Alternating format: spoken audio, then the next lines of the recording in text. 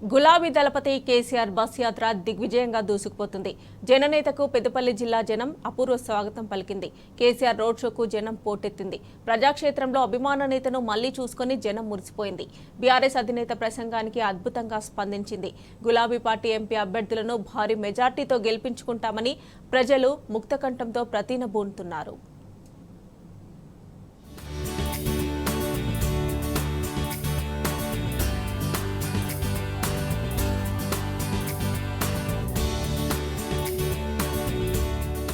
BRS అధినేత KCR bus యాత్రకు కని విని ఎరుగని రీతిలో ప్రజాదరణ లభిస్తున్నది.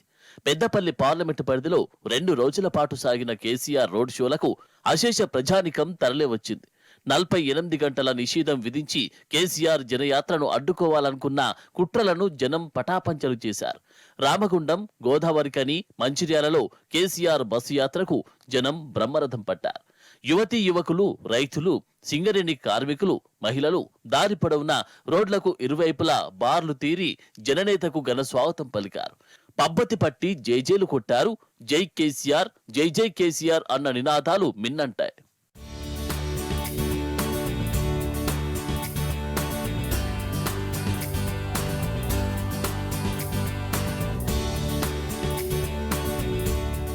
శుక్రవారం గోదావరికని చౌరస్తాలో రోడ్ షో ముగించుకున్న బీఆర్ఎస్ అధినేత కేసీఆర్ రామగుండంలోని సింగరేణి గెస్ట్ హౌస్ లో బస చేశారు. శనివారం ఉదయం గులాబీ పార్టీ స్థానిక నాయకులను, కార్యకర్తలను కలుసుకున్నారు. తమ అభిమాన నేత కేసీఆర్ తమను పేరు పేరున పలకరించడంతో గులాబీ శ్రేణులు ఆనందభరితులయ్యారు. అనంతరం సాయంత్రం 7:30 గంటలకు బస్సు యాత్ర మంచిర్యాలకు బయలుదేరింది. మార్గం మధ్యలోని గోదావరి బ్రిడ్జి వద్ద ఆగి కేసీఆర్ నదీమ తల్లికి పూజలు నిర్వహించారు. ఆ తర్వాత ఇందారం, శ్రీరాంపూర్, నస్పూర్ మీదుగా జగిత్యాల జిల్లా కేంద్రంలోకి కేసీఆర్ బస్సు యాత్ర అడుగుపెట్టింది. కాగా బస్సు ప్రయాణం సాగిన దారి పొడవునా గులాబీ దళపతికి ప్రజలు ఘనస్వాగతం పలికారు. మహిళలు తెలంగాణ అభివృద్ధి ప్రదాతను మంగళహారతులతో ఆహ్వానించారు. రామగుండం, మంచిర్యాల రోడ్ షోలలో కేసీఆర్ ప్రసంగానికి ప్రజల నుంచి అద్భుత స్పందన లభించింది. కేసీఆర్ అడిగిన ప్రశ్నలకు సమాధానాలిస్తూ చప్పట్లు, కేరింతలతో చురుగ్గా స్పందించారు.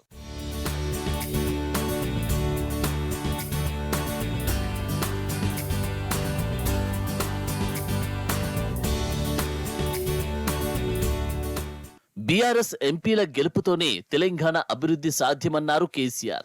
చేనేత కార్మికులపై మాట్లాడినందుకు 48 గంటల పాటు తన గొంతు నొక్కారని, కేంద్ర మంత్రి అమిత్ షా దేవుడి ఫోటో పట్టుకొని ప్రచారం చేస్తే ఎలక్షన్ కమిషన్ ఏం చేస్తుందని ప్రశ్నించారు. కాంగ్రెస్ ఇచ్చిన 6 గ్యారంటీలు అమలయ్యాయా అని అడిగితే జనం లేదు లేదని సమాధానమిచ్చారు. కాంగ్రెస్ పార్టీ కళ్యాణ లక్ష్మితో పాటు ఇస్తామన్న తులం బంగారం తుస్సుమన్నదని, ముఖ్యమంత్రి ఓట్ల కోసం జనాన్ని నమ్మించేందుకు దేవుళ్ల మీద ఒట్లు పెట్టుకున్నాడని ఎద్దేవా చేశారు. అటు సింగరేణిని ముంచిన కాంగ్రెస్ పార్టీకి సిపిఐ, సిపిఎం ఎందుకు మద్దతిస్తున్నాయని ప్రశ్నించారు. మరోవైపు ప్రధాని మోదీ గోదావరి జలాలను తమిళనాడుకు ఎత్తుకుపోవడానికి ప్రయత్నిస్తున్నాడు అని చెప్పారు. కానీ కేసీఆర్ బతికుండగా అది జరగదని స్పష్టం చేశారు. కృష్ణా, గోదావరి నదులు పోతే తెలంగాణను ఆ దేవుడు కూడా కాపాడలేడు అని హెచ్చరించారు. అందుకే కాంగ్రెస్, బీజేపీలిచ్చే అడ్డగోలు హామీలకు ఆగం కావద్దని బీఆర్ఎస్ ఎంపీ అభ్యర్థి కొప్పుల ఈశ్వర్ను భారీ మెజారిటీతో గెలిపించుకోవాలని కేసీఆర్ పిలుపునిచ్చారు. గులాబీ దళపతి కేసీఆర్ బస్సు యాత్ర కాంగ్రెస్ పాలనలో గందరగోళానికి గురైన ప్రజలకు ధైర్యాన్నిచ్చింది. అటు గులాబీ క్యాడర్లో మరింత జోష్ నింపింది. బీఆర్ఎస్ అధినేత రాకతో పార్టీ ఎంపీ అభ్యర్థుల విజయం ఖరారైందని స్థానిక నాయకులు చెబుతున్నారు.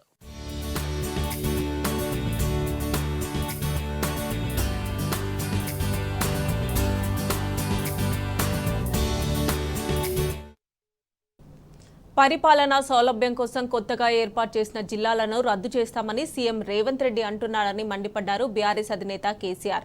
నూతనంగా ఏర్పాటు చేసిన జిల్లాలు ఉండాలా వద్దా అని ప్రశ్నించారు. కొత్త జిల్లా ఉండాలంటే బీఆర్ఎస్ ఎంపీ అభ్యర్థులను భారీ మెజార్టీతో గెలిపించాలని కేసీఆర్ పిలుపునిచ్చారు. మహబూబాబాద్ జిల్లా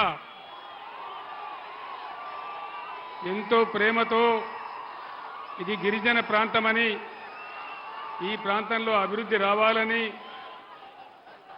మనమందరం కూడా ఆలోచన చేసి రాష్ట్రంలో ఈ మారుమూల ప్రాంతంలో మనం మహబూబాబాద్ జిల్లా ఏర్పాటు చేసుకున్నాం. ఈరోజు ఈ రాష్ట్ర ప్రభుత్వం స్పష్టంగా చెప్తా ఉంది, మహబూబాబాద్ జిల్లాను రద్దు చేస్తామని చెప్తా ఉన్నది.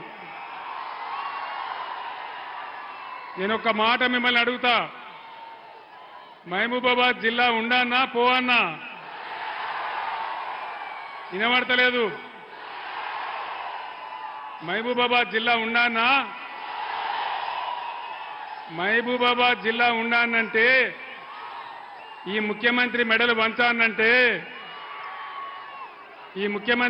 వంచానంటే ఇక్కడ మాలోతు కవిత గెలవాలి.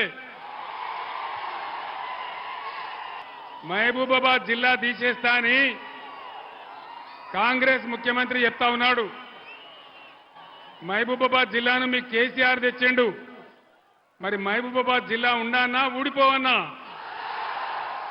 మహబూబాబాద్ జిల్లా ఉండానంటే ఈ ఎన్నికల్లో కాంగ్రెస్ కు బుద్ధి చెప్పాలి, మాలోతు కవిత గెలవాలి.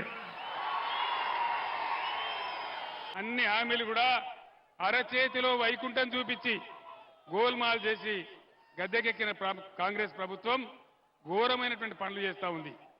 జిల్లాలను కూడా తీసేస్తా అంటా ఉన్నారు. జిల్లాలు ఎందుకు పెట్టినా? మనకు పనిలేక పెట్టినామా? ప్రజలకు పరిపాలన చేరువ కావాలని, అందరికీ అందుబాటులోకి రావాలని కొత్తగూడెం జిల్లా చేయడమే కాదు, బ్రహ్మాండమైన కలెక్టర్ కార్యాలయం కట్టుకున్నాం, అద్భుతమైన కలెక్టరేట్ కట్టుకున్నాం. ఇవన్నీ కూడా తీసేస్తామని మాట్లాడుతూ ఉన్నారు. ఖచ్చితంగా తెలంగాణ కోసం పేగులు తెగ కొట్లాడే బీఆర్ఎస్ ఎంపీలే గెలవాలి. నామా నాగేశ్వరరావు గెలవాలి, కవిత గెలవాలి. నేను మీ అందరిని ఒక్కటే కోరుతా ఉన్నా, దయచేసి ఎలక్షన్లలో గత్తరబిత్తర ఓటు వేయద్దు, ఆగమాగం ఓటు వేయద్దు. ఎలక్షన్ ఎప్పుడొచ్చినా ఆలోచన చేసి ఎవరు ఏ టైంకి ఉంటే కరెక్టో అనేది నిర్ణయించి మీరు నిర్ణయం తీసుకోవాలి. ఇవాళ మీరు పార్లమెంట్లో కనుక బీజేపీనో కాంగ్రెస్నో గెలిపిస్తే నేను కూడా ఏం చెయ్యలేను, నా వల్ల కూడా ఏం కాదు. అదే కొప్పుల ఈశ్వర్ గెలిస్తే, ఈ గడ్డబిడ్డ గెలిస్తే మొత్తం బీఆర్ఎస్ ఎంపీలు పార్లమెంటులో ఎగిరి గంతేసి కొట్లాడి పీక పట్టుకొని బిడ్డ మా సింగరేణి ఎట్లా ముస్తామని చెప్పి కొట్లాడతారు తప్ప సింగరేణి మాత్రం మునిగిపోతుంది. మీ బిడ్డగా ఇవాళ గోదావరి సెంటర్లో, గోదావరి కన్లో నేను చెప్తా ఉన్నా, మీ కళ్ళ ముందే ఇది జరుగుతుంది. తస్మాత్ జాగ్రత్త అని చెప్పి నేను మీ అందరినీ కోరుతా ఉన్నా. అన్నిటికంటే ప్రమాదమైన మాట, నేను ఈ పాత ఆదిలాబాద్ కొత్త మంచిర్యాల జిల్లాలో నిలబడి మాట్లాడుతా ఉన్నా. ఇవాళ ప్రభుత్వం ఏం చెప్తున్నది, ముఖ్యమంత్రి ఏం చెప్తున్నాడు? పాత ఆదిలాబాద్ జిల్లాలో గిరిజనుల కోసం, ప్రజల కోసం, మారుమూల ప్రాంతాల కోసం మనం 3 కొత్త జిల్లాలు ఏర్పాటు చేసుకున్నాం. ఆసిఫాబాద్, నిర్మల్, మంచిర్యాల. ఇవాళ ఏమంటున్న ముఖ్యమంత్రి, ఎలక్షన్ తెల్లారే నేను మంచిర్యాల జిల్లా రద్దు చేస్తా, ఆసిఫాబాద్ జిల్లా రద్దు చేస్తా, నిర్మల్ జిల్లా రద్దు చేస్తా అంటున్నాడు. మంచిర్యాల జిల్లా ఉండాలన్నా పోవన్నా? ఉన్నానా? మొత్తం జిల్లా ప్రజల మాటన ఇది. ఒకవేళ ఉండాలంటే, మంచిర్యాల జిల్లా ఉండాలంటే కొప్పుల ఈశ్వర్ గెలవాలి, బీఆర్ఎస్ పార్టీ ఓటే. మంచిర్యాల జిల్లా కేసీఆర్ తెచ్చిన జిల్లా, ఎన్నో దశాబ్దాల నుంచి మన కళ. మళ్ళా ఆదిలాబాద్ దారి పట్టన్నా? మళ్ళా నడవన్నా 100-150 కిలోమీటర్లు? మంచిర్యాల జిల్లా ఉండాలనే వాళ్ళు బీఆర్ఎస్ కు ఓటేయండి. కొట్లాడదామా మంచిర్యాల కోసం? యుద్ధం చేద్దామా? ఖచ్చితంగా. ఆ యుద్ధం కాదు, ఆ యుద్ధం ఎట్లా చేస్తాం. ఇప్పుడు బ్యాలెట్ యుద్ధంలోనే మా మంచిర్యాల జిల్లా మాకు ఉండాలి అనే మంచిర్యాల గుండె చీల్చి మీరు ఈశ్వర్ని. కాంగ్రెస్ పాలనలో పంటను కొనే దిక్కు లేదని మండిపడ్డారు కేసీఆర్. బోనస్ బోగస్ అయిందని దుయ్యబట్టారు. మద్దతు ధర లేదని ఆగ్రహాన్ని వ్యక్తం చేశారు. రైతులు చనిపోతున్నా రాష్ట్ర ప్రభుత్వం పట్టించుకోవడం లేదని కేసీఆర్ ధ్వజమెత్తారు.